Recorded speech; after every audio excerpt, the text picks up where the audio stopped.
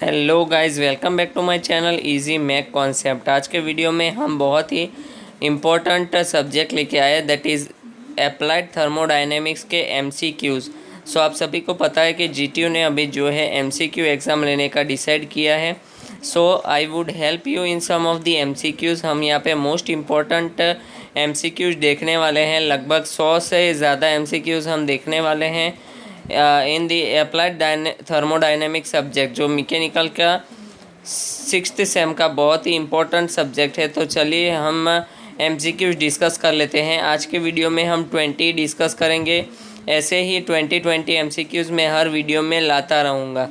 Okay, सो अगर आप मेरे चैनल पे पहली बार विजिट कर रहे हैं तो प्लीज़ सब्सक्राइब कर दीजिए और नोटिफिकेशन बेल आइकन प्रेस कर दीजिए, ताकि हम आपको मेरे वीडियो जैसे ही आए आपको उसके लिए नोटिफिकेशन मिल जाए। तो चलिए वीडियो को शुरू करते हैं। So first MCQ is gases of the same volume contain the same number of molecules. This is the description of which law? This is the description of dash। तो किस लॉ का ये सेंटेंस जो है वो किस लॉ का है? सो एवोगैड्रो लॉ, आपको पता ही होगा। एवोगैड्रो लॉ के अनुसार क्या होता है कि the gases of the same volume contain the same number of molecules. जो गैसेस के वॉल्यूम सेम होता है उसका जो है नंबर ऑफ मॉलिक्यूल्स भी सेम रहते हैं। ये आपको पता ही होगा एवोगैड्रो लॉ के according. Then next question, according to Avogadro's law for a given pressure and temperature each molecule occupy same volume. So ऊपर वाले सेंटेंस को ये इस तरीके से पूछ सकते हैं कि एवोगैड्रो लॉ के हिसाब से at a given temperature and pressure एक मॉलिक्यूल में क्या सेम रहता है? तो occupy same volume would be the answer. Then next, in which condition can real gas obey closely the ideal gas equation? So ideal gas equation के according कौन सा जो है क्लोजली ओबे करता है रियल गैस को? नीचे वाले सेंटेंस में से। So pressure is very small and temperature is very high. Okay, the next MCQ, which of the following is not true about ideal gas molecule? Ideal gas molecule के बारे में कौन सा जो है सही ऑप्शन नहीं है नीचे में से? तो they do not apply pressure, मतलब वो एक दूसरे पे प्रेशर अप्लाई नहीं करता। ये है जो है ये सेंटेंस गलत है आइडियल गैस मॉलिक्यूल के accordingly. What is the compressibility factor for an ideal gas? So ideal gas के लिए आप सभी को पता ही होगा कि कंप्रेसिबिलिटी फैक्टर जो रहता है वो रहता है 1। Then next is for a gas the compressibility factor Z depends on, किस पे डिपेंड करता है? कंप्रेसिबिलिटी फैक्टर Z किस पे डिपेंड करता है गैस के लिए? So that is pressure and temperature. Then next is the set of physical condition at which the density and other properties of a liquid depend is called as the critical state. Okay, the next 8th MCQ, at a very low pressure Z approaches, at a very low pressure, अगर pressure बहुत ही कम कर दिया जाए तो Z की value क्या हो जाएगी कि ज़ीरो के नियरली कुछ हो जाएगी। मतलब एग्जैक्ट ज़ीरो नहीं, मतलब वो ज़ीरो बनने का ट्राई करेगा Z।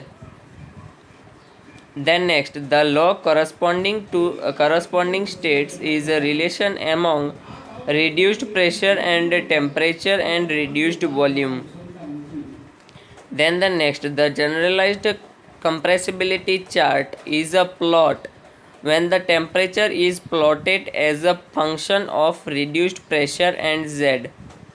the generalized compressibility chart कब प्लॉट किया जाता है? जब टेम्परेचर इज़ प्लॉटेड, जब टेम्परेचर प्लॉट किया जाता है as a function of reduced pressure and Z। Okay, तो उसे कंप्रेसिबिलिटी चार्ट कहा जाता है। Then the next, the difference between the dry bulb temperature and dew point temperature is called. तो ड्यू पॉइंट टेम्परेचर और मतलब ड्राई बल्ब टेम्परेचर और dew point temperature के डिफरेंस को क्या कहा जाता है? ये साइकोमेट्री का क्वेश्चन है, एक बहुत ही important question, that is dew point depression. This is one is the very important MCQ। Then the next, the science of study of the thermodynamic property of a mixture of dry air and wet air के science को क्या कहते हैं, उसके study को psychrometry. Then the next, cooling tower are rated in terms of approach and range, किसके accordingly measure होता है। सो कूलिंग टावर्स रेटेड कौन से टर्म्स में होता है, तो अप्रोच और रेंज के टर्म्स में वो जो है उसका कूलिंग टावर का रेटिंग दिया जाता है। Then the next is the cooling tower uses the phenomena of evaporative cooling to cool warm water above the DBT of air. ये सेंटेंस ट्रू है या फॉल्स है, ये आपको बताना है। तो ये गलत सेंटेंस है, इसलिए आप फॉल्स वाला ऑप्शन चूज़ करेंगे। तो ऐसे भी एमसीक्यू पूछे जा सकते हैं कि आपको खाली ट्रू या फॉल्स, सेंटेंस सही है या गलत है, उसके हिसाब से आपको आंसर देना पड़ेगा। Then in the adiabatic evaporative cooling, heat transfer between chamber and surrounding is zero। Adiabatic evaporative cooling में क्या होता है, चैम्बर और सराउंडिंग के बीच में हीट ट्रांसफ़र क्या रहता है, ज़ीरो रहता है।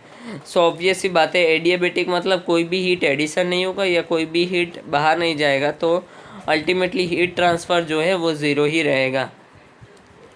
Then next is when air passes through the silica gel, तो answer is all of the mention, मतलब सारे के सारे होंगे। जब एयर पास करेगा सिलिका जेल से तो क्या होगा, it absorb water vapour molecules, latent heat of condensation is release and DBT of air increases. ये सारे फेनोमेना अकर होंगे, इसलिए the answer would be all of the mentioned. Then the next question, which of the following is an absorbent, इनमें से कौन सा absorbent के function के अकॉर्डिंग वर्क करता है, तो silica gel and activated aluminium. Then air can be cooled and dehumidified by, तो एयर को कूल और डीह्यूमिडिफाई कैसे कर सकते हैं, तो circulating chilled water in tube across the air flow, then placing evaporator coil across the air flow and spraying the chilled water to the air. Then cooling and dehumidification of air is done in summer air conditioning। तो summer air conditioning के अंदर cooling और dehumidification होता है, जो true statement है, इसलिए आपको ट्रू पे क्लिक करना है, मतलब ट्रू पे टिक करना है। Then the last one is heating and dehumidification is done in winter air conditioning. So cooling और डीह्यूमिडिफिकेशन आपने देखा समर एयर कंडीशनिंग में होता है, तो similarly heating and humidification is done in winter air conditioning. Okay, तो ये 20 most important MCQs है अप्लाइड थर्मोडाइनमिक्स सब्जेक्ट्स के अकॉर्डिंग। हम कल जो है next 20 MCQs most important MCQs देखेंगे। Okay, so thank you so much guys for watching this video. और अगर आपको ये वीडियो पसंद आया तो अपने फ्रेंड्स तक शेयर कर दीजिए, जिनका भी अप्लाइड थर्मोडाइनमिक्स जो भी 6th सेम में इस बार एग्ज़ाम देने वाले हों, उनके लिए काफ़ी इम्पोर्टेंट रहने वाला है प्लेलिस्ट। और अगर आपका इसका पीडीएफ चाहिए तो आप नीचे दिए गए लिंक पे से ऐप डाउनलोड कर सकते हैं, और उसमें से आपको जो है अगर ये एमसीक्यू की पीडीएफ चाहिए तो वहाँ पे जाके आपको मिल जाएगा।